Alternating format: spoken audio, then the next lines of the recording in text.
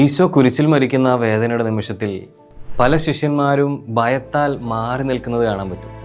എന്നാൽ യോഹന്നാൻ മാത്രം ഭയപ്പെടുന്നില്ല. അവൻ കുരിശിൻ്റെ കീഴിൽ തന്നെ നിൽക്കുന്നുണ്ട്. തൻ്റെ ഗുരുവിനെ വേദനയിൽ ഒറ്റയ്ക്ക് വിട്ടുപോകാൻ അവൻ ഒട്ടും തയ്യാറായിരുന്നില്ല.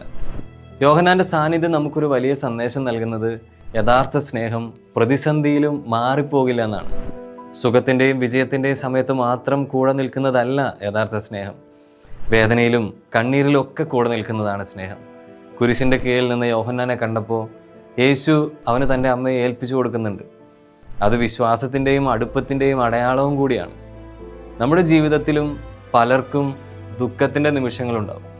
അപ്പോൾ യോഹന്നാനെ പോലെ ഒപ്പം നിൽക്കുന്ന നല്ല ഹൃദയങ്ങളായി മാറാൻ ദൈവം നമ്മെ വിളിക്കുന്നുണ്ട്. ഭയമില്ലാതെ യേശുവിനോടും മനുഷ്യരോടും വിശ്വസ്തരായി നിലകൊള്ളുക എന്നത് യോഹന്നാൻ നമ്മെ പഠിപ്പിക്കുന്ന പാഠമാണ്.